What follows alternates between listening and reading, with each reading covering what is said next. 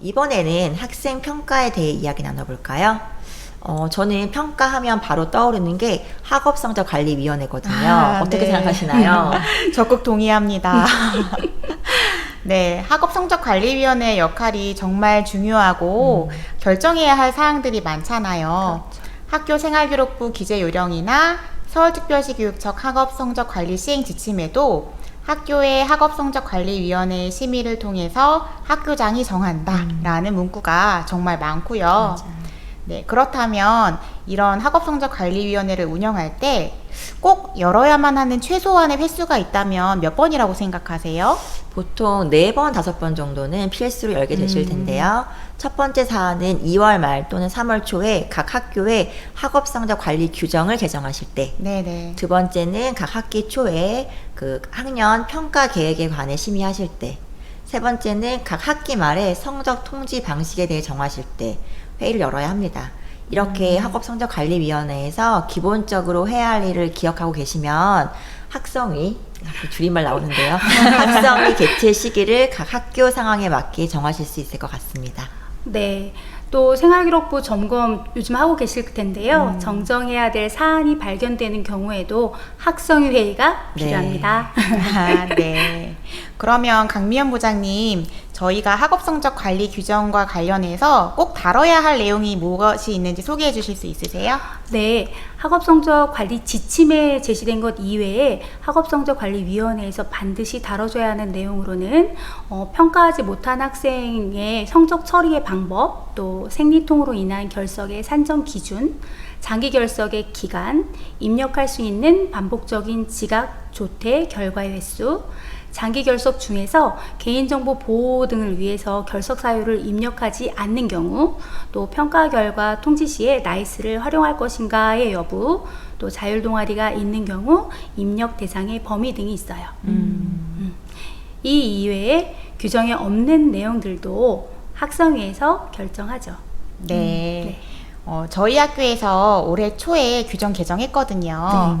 이때 학업성적관리위원회에서 결정해야 할 내용들을 규정에 아예 포함시켜서 개정을 했어요. 근데 지금 말씀해 주시는 것을 들어보니까 빠짐없이 잘한 것 같은데요. 그러면 지금 연수 듣는 부장님들께서 참고하실 네. 수 있게 그 영화초 그 규정을 보내주시면 어떨까요? 아, 물론이죠. 아. 저희 연수 마지막에 슬라이드 링크와 함께 채팅창에 보내드리도록 하겠습니다. 마지막에 보내주시니 나가시면 못 받으시는 겁니다. 채널 고정. 네. 네. 자, 다음으로는 본격적으로 학생 평가 이야기를 나눠볼까요? 학생 평가와 관련하여 제일 많이 받는 질문은 아마도 모든 교과의 전 영역을 다 평가해야 되느냐인 것 같아요. 맞아요. 이맘때의 단골 질문이죠. 맞아요. 수업을 통해서 모든 성취 기준에 도달하도록 해야 되니까 원칙적으로는 모든 성취 기준을 평가하는 거죠. 그렇죠. 네. 그리고 모든 성취 기준을 평가하다 보면 당연히 모든 영역을 평가하게 되는 거고요.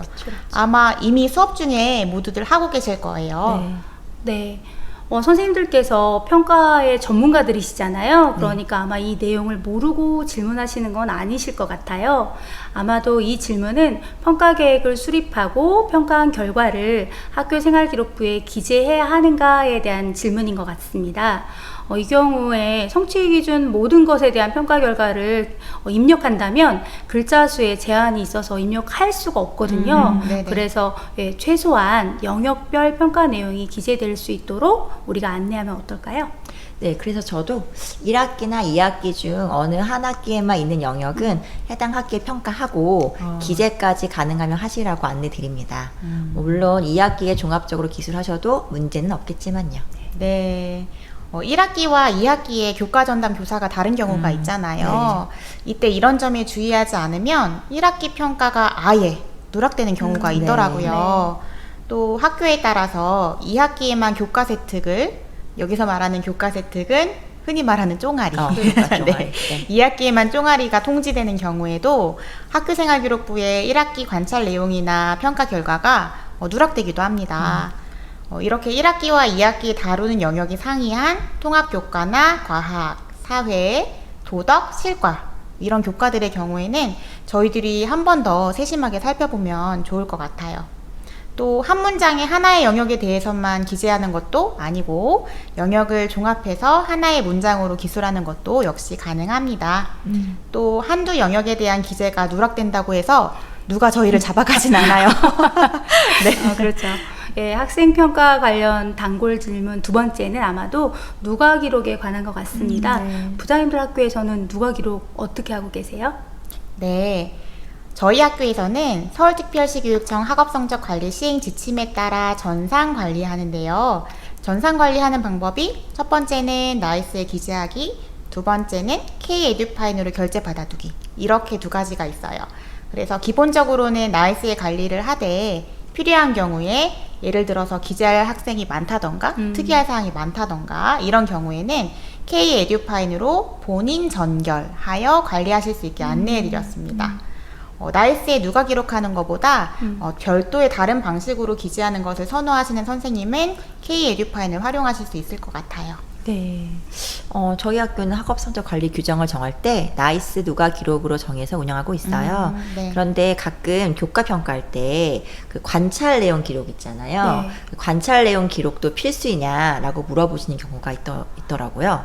네, 교과의 관찰 내용 기록은 나이스를 활용한 교과학습 발달 상황 기록 보조부의 하나로 알고 있어요. 우리가 보조부로 주로 쓰는 것은 두 가지가 있는데요. 단계형 평가와 관찰 내용 기록이에요. 네. 근데 보통은 편리함 때문에 단계형 평가로 많이 결정을 하시죠. 근데 원하신다면 관찰 내용 기록으로도 관리하실 수가 있어요. 그리고 이 둘을 병행해서 사용하시는 것도 물론 가능하고요.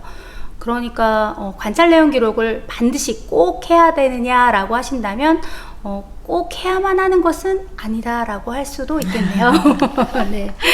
네, 저는 관찰 내용 관리, 관찰 내용 기록을 활용하는 편인데요. 네. 그 메뉴를 활용하면 수시로 평소에 입력해놨던 내용들을 그대로 불러와서 학기 말 종합의견에 적용하고 다시 이거를 교과학습 발달 상황에 불러올 수가 있기 때문에 2학기의 바쁜 시간에 2학기 말에 시간을 절약할 수가 있어서 좋더라고요. 저는 이 연수를 들으시는 연구부장님들께서 이 관찰 내용 관리가 필수다 아니다라고 답변을 해주시기보다는 이걸 사용했을 때 뭐 한꺼번에 성적 처리를 했을 때의 이런 불편함이나 어려운 점을 좀 해소할 수 있다, 이런 장점을 설명해 주시면 좋을 것 같습니다. 네. 그럼 우리 창의적 체험 활동의 누가 기록도 한번 짚고 넘어갈까요? 네, 학업 성적 관리 지침에 누가 기록 방법을 학성위에서 정해서 적용하라라고 되어 있거든요. 그러니까 누가 기록은 꼭 해야 되는 것으로 봐야 될 것 같습니다. 누가 기록 방법을 학성위에서 정한다. 잘 기억하겠습니다. 그러고 보니까 정말 학업성적관리위원회에서 결정해야 할 사항이 많은 것 같아요. 정말 많죠. 그래서 지금 문득 든 생각인데 그 학업성적관리위원회 그 협의록을 쓸 때 정말 들어갈 내용이 꼭 들어갔는지 정확한 내용이 들어갔는지를 꼭 확인하면서 써야겠다라는 생각이 들었습니다. 네, 올해 초에 저희 지필평가 관련해서 별도 안내가 있어서 저희 그 1만 커뮤니티가 들썩한 적이 있었잖아요. 네, 초등학교에서 지필평가는 할 수 있는 건가요? 네, 아마도 작년과 비교했을 때 서울특별시 학업성적관리 시행 지침에 지필평가가 삭제돼서 그런 질문이 나왔던 것 같아요. 근데 여기에서 이야기하는 지필평가는 중고등학교에서 실시하는 중간고사와 기말고사를 얘기하는 거거든요. 그래서 초등학교에서 지필평가가 절대 안 된다라기보다는 저희는 서술형이나 서답형, 선다형 혹은 단답형과 같은 다양한 수행평가의 방법을 활용해서 계획을 수립한다라고 이해하시면 될 것 같습니다. 네. 또 봉사활동 확인서 작성이 필수냐는 질문도 많이 하시는데요. 어떻게 하고 계시나요? 네, 서울시 교육청의 봉사활동 활성화 운영 계획에 보면 학교 계획에 의한 봉사활동이라고 할 경우에도 학교장이 발급하는 봉사활동 확인서를 작성하도록 되어 있거든요. 그러니까 반드시 해야 된다고 봐야 되겠죠? 네, 감사의 단골 손님 중 하나가 봉사활동이라고 들었어요. 맞습니다. 봉사활동 확인서와 학생 출결이 일치되는지를 잘 확인하면서 발급해야겠네요. 그럼 부장님들 봉사활동 추진위원회를 별도로 구성해서 운영하고 계세요? 네, 제가 알기로는 초등의 경우에는 봉사활동 추진위원회를 별도로 구성하기도 하고 아니면 학업성적관리위원회와 통합하여 운영하는 것도 가능한 걸로 알고 있어요. 그래서 저희 학교 같은 경우에는 봉사활동 업무 담당자가 별도로 있거든요. 그래서 별도로 구성해서 운영하고 있습니다. 네. 그런데 초등학교의 경우에는 봉사활동 추진위원회 구성이 필수인 것은 아니니까 각 학교별 상황에 알맞게 운영하시면 되겠어요. 네, 이번에는 이제 6번째 주제로 벌써 네. 6번째 주제입니다. 학교 운영위원회에 대해 이야기 나눠볼까요? 네. 제가 초보 연구부장으로서 어려움을 겪었던 것 중에 하나가 학운위 심의에 관한 거였어요. 왜냐하면 네. 저는 학운위 심의 자체를 들어가 본 적이 별로 없어가지고 딱 한 번 들어가 봤었거든요. 그래서 학운위 심의는 언제 받아야 되는지 그리고 꼭 받아야 되는지 이런 것들이 궁금하더라고요. 네, 학운위 심의가 꼭 필요한 경우는 법령에 의한 것, 그 다음에 공문에 의한 것 이렇게 두 가지로 나눠서 생각해 볼 수 있어요. 법령에 의한 것은 주로 이 연구부와 관련된 부분만 추리면 학교 교육과정, 그 다음에 교과용 도서 선정, 예산 사용, 그리고 정규 시간 이외의 학습활동에 관한 것 이렇게 4가지 정도로 요약할 수 있는 것 같습니다. 네, 그래서 우리가 2월 말 학운위 심의에서 학교 교육과정을 꼭 심의 받아야 하는 것이죠. 네. 또 방학 중에 뭐 기초학력 온해논 캠프나 독서 캠프 같은 거 할 때 학운위 심의를 받으셔야 하는 거고요. 그렇죠.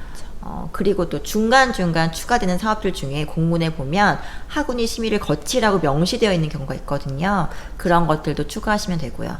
혹시 놓쳤다 그러면 사후 심의라도 받으시면 되겠습니다.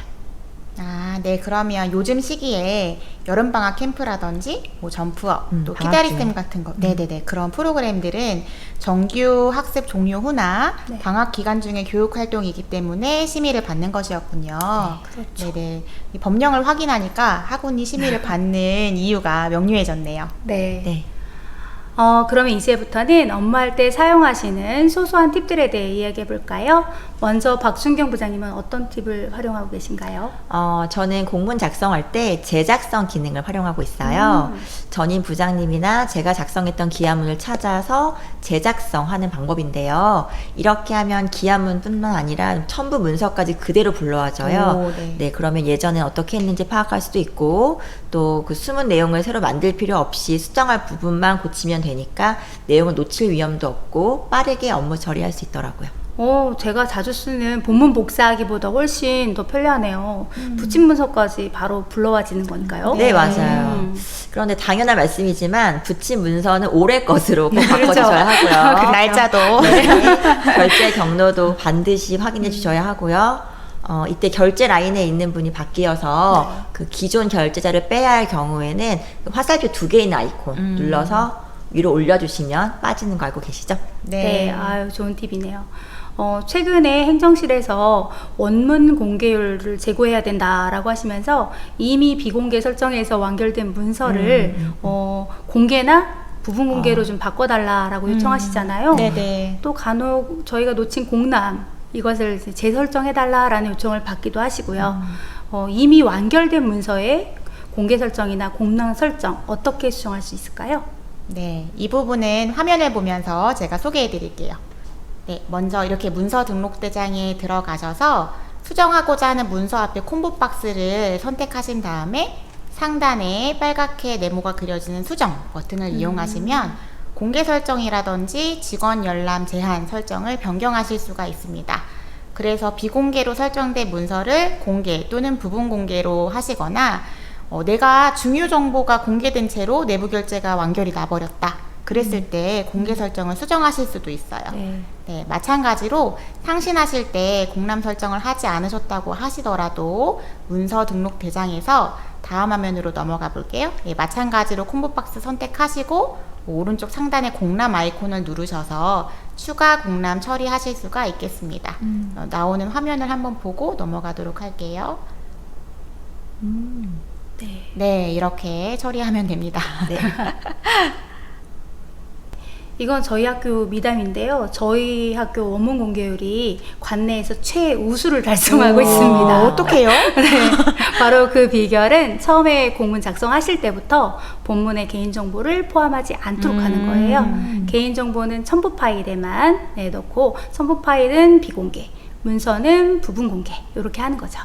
그러니까 본문에 개인정보 넣지 않기를 기억하시면 좋을 것 같습니다. 아, 네. 본문에는 개인정보를 넣지 않는다.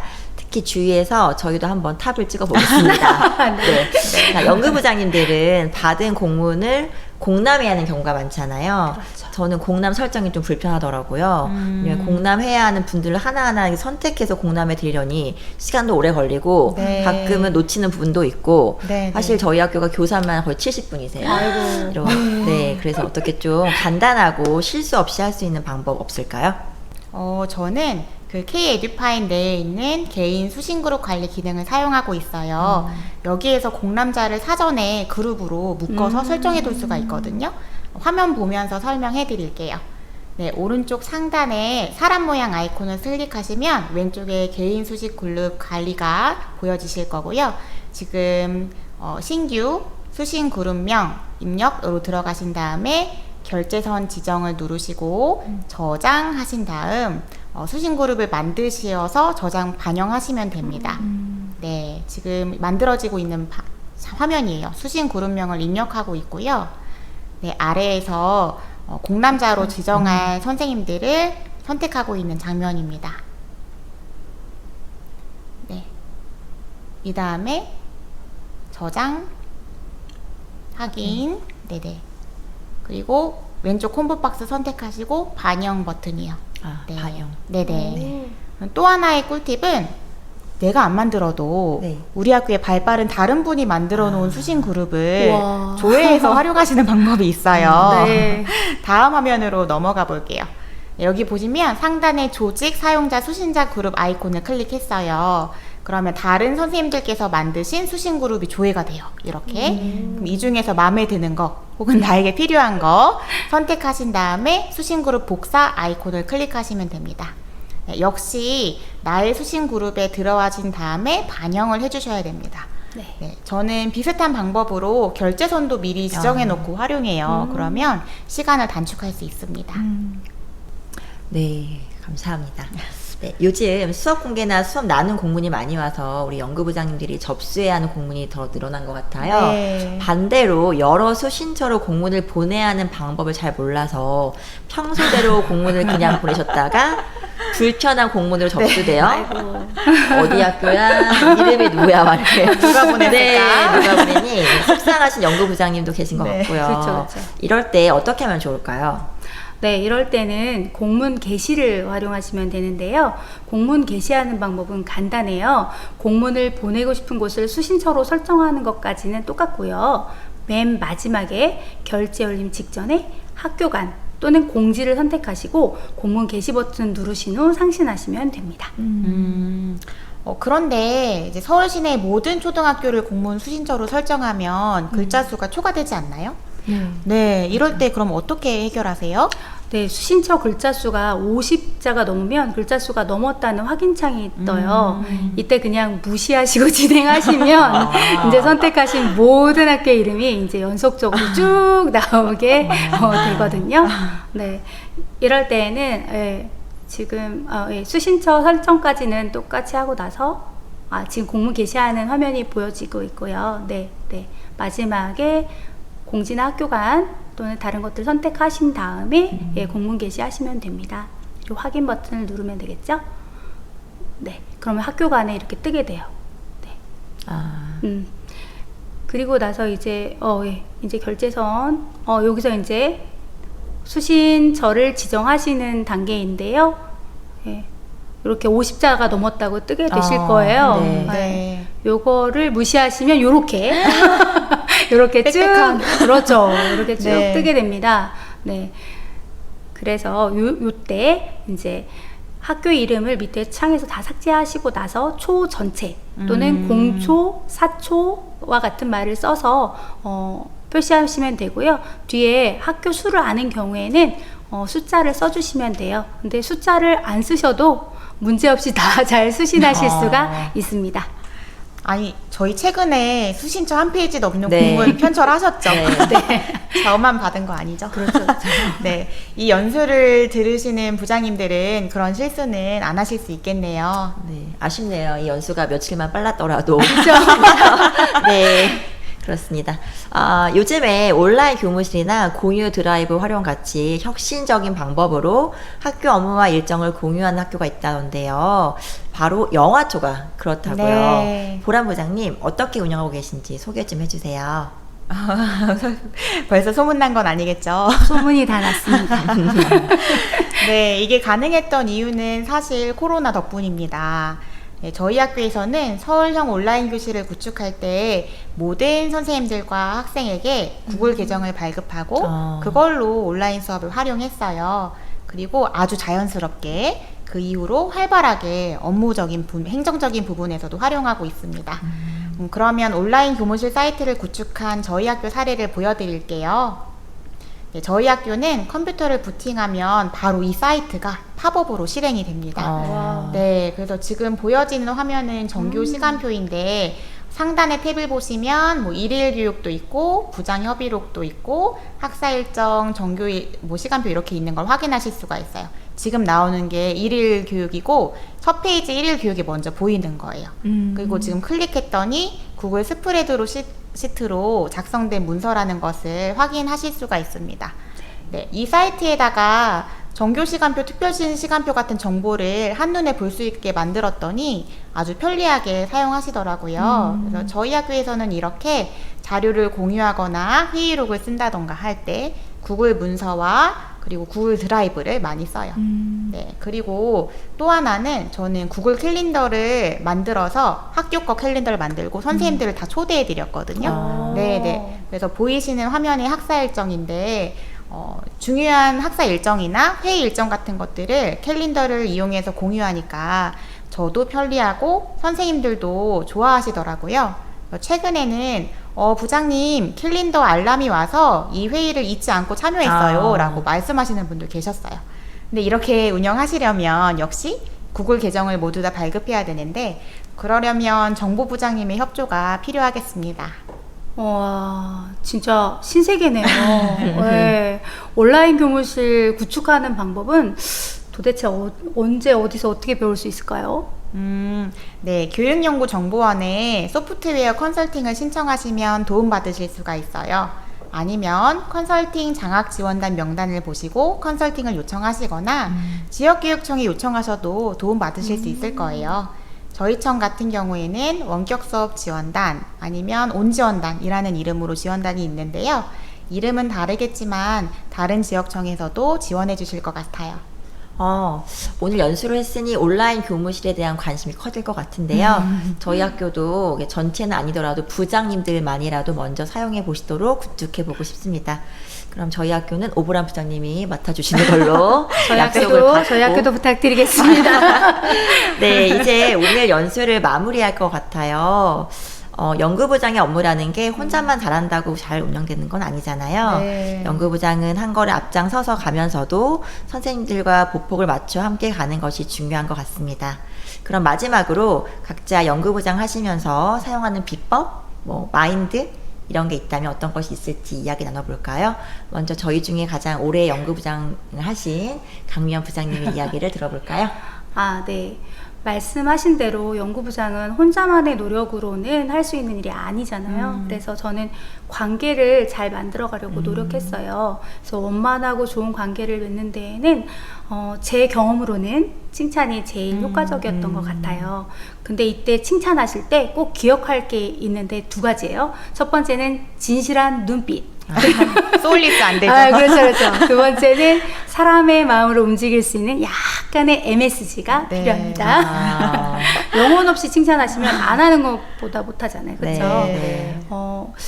요새 심리학하시는 김경일 박사님이 소통을 부르는 칭찬의 말에 대해서 말씀하신 적이 있어요. 네. 잘한 걸 봤을 때, 우와, 그거 어떻게 하는 거예요? 라고, 아까 우리처럼 이렇게 묻는 거예요. 그러면 그 말을 들은 사람이 어떻게 했는지 이제 말을 시작하면서 소통이 시작된다는 거죠.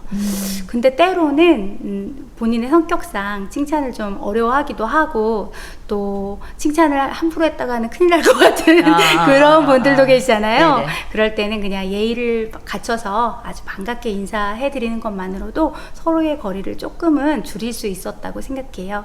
이렇게 좋은 관계를 맺으시면 업무 협조도 더 잘 되고 또 제가 어려움에 처했을 때 또 선뜻 도와주시는 경우도 있더라고요. 네. 네, 오보람 부장님은 어떤 필살기 갖고 계시나요? 제 개인의 입장에서는 매우 쉬운 필살기인데 네. 제 필살기를 일반적으로 적용하시기에는 좀 어려우실 수도 있어요. 네, 저는 사실 아이가 내년에 저희 학교에 입학하거든요. 오. 그래서 내 아들이 다닐 학교다라는 마음으로 일을 하다 보면 신나고 좋은 일들이 또 많이 있더라고요. 결국에는 제 아이가 학교에서 누리게 될 혜택이니까요. 그래서 든 생각이 만약에 제가 학교를 옮기더라도 이런 마음으로 다른 학교에서도 일을 하고 저뿐만이 아니라 모든 선생님들과 부장님들께서 이런 마음으로 일을 하신다면 모두의 자녀와 조카들이 행복한 학교가 되지 않을까요? 박준경 부장님 필살기는 무엇인가요? 뭐 저는 이게 필살기라기보다는 연구부장이 되니 선생님들이 저에게 뭘 많이 물어보시더라고요. 그래서 처음에는 학교생활기록부 기재요령 책자, 서울교육 주요 업무 그 책자 들고 다니면서 따로 공부도 좀 그쵸, 했던 것 같아요. 그래도 모르는 게 많고 또 제 선으로 답변 드리기 어려운 질문도 많죠. 제가 아는 건 아는 대로 바로 답변 드리고요. 뭐 교장님이나 교감님께 여쭤봐야 할 부분은 말씀드리기 어려운 거라도 일단은 여쭙니다. 그리고 좋은 답이든 그렇지 않은 답이든 그 선생님께 또는 그 학년에 꼭 피드백 해드리려고 하거든요. 안 좋은 답변은 좀 말씀드리기 어렵고 좀 죄송스럽기도 한데 오히려 피드백 받으신 선생님들 반응이 싸하신 게 아니라 괜찮아, 뭐 연구부장 수고했어, 고마워, 이렇게 말씀해 주시더라고요. 그래서 저는 명확한 답을 드리기 위해 내가 먼저 공문을 꼼꼼히 챙겨 읽는다. 또 즉각적으로 답을 드리지 못하더라도 뭐 좋은 답이든 아니든 꼭 피드백 해드린다. 이런 점을 노력하고 있습니다. 피드백이 중요하다는 말씀 정말 공감합니다. 우리 연구부장님들 학교에서 제일 중요하고 또 많은 일을 하시는데 마음에 상처를 입는 경우도 참 많으신 것 같아요. 옆 학교 안 그러는데 왜 우리 학교는 이러냐? 그거 꼭 해야 되냐? 해야 된다는 근거 좀 한번 내놔봐라. 이렇게 하실 때 어떻게 견디시나요? 이런 생각하면 안 될까요? 내가 아니어도 이 학교는 잘 굴러간다. 그러면 조금 내려놓을 수 있는 것 같아서요. 네. 저도 가끔 활용하는 방법이에요. 네, 너무 힘들 땐 나 아니어도 된다라는 생각에 잠깐 피신해 계시다가 회복되시면 다시 돌아오시는 것도 괜찮은 것 같습니다. 네, 정말 어려우시죠. 벌써 6월 말이고 2022학년도도 반이나 잘 보내셨잖아요. 지금 많이 지칠 시기인데 저희가 준비한 내용이 오늘 함께 하신 연구부장님들께 조금이나마 도움이 되었길 바랍니다. 네, 부장님들 그렇지 않아도 바쁘신 중에 소중한 시간 내어주셨는데 부장님들께 아깝지 않은 시간이었기를 바랍니다. 앞에 연수하신 분들이 이 데미의 장식을 또 아주 멋진 맞아요. 멘트로 하셨더라고요. 맞아요. 네. 그래서 저희도 준비해 보았습니다. 저희의 마음을 담은 멘트로 정리해 보면 되겠죠? 네, 편안한 마음으로 봐주시면 좋겠습니다.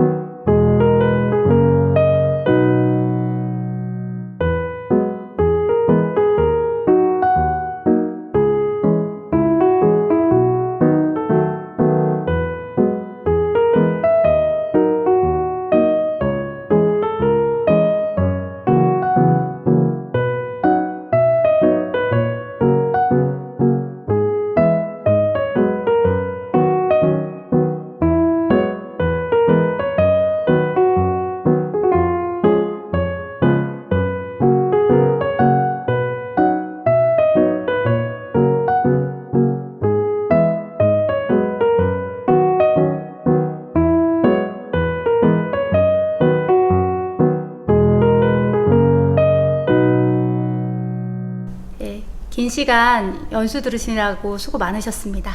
네, 내일은 지난주에 이어서 하반기 연구부장 캘린더 연수가 준비되어 있죠? 네, 네. 신청자분들이 정말 많으시더라고요. 네네네. 내일 많은 팁을 전해주실 것 같습니다. 저도 참여하겠습니다. 저도요. 아, 네.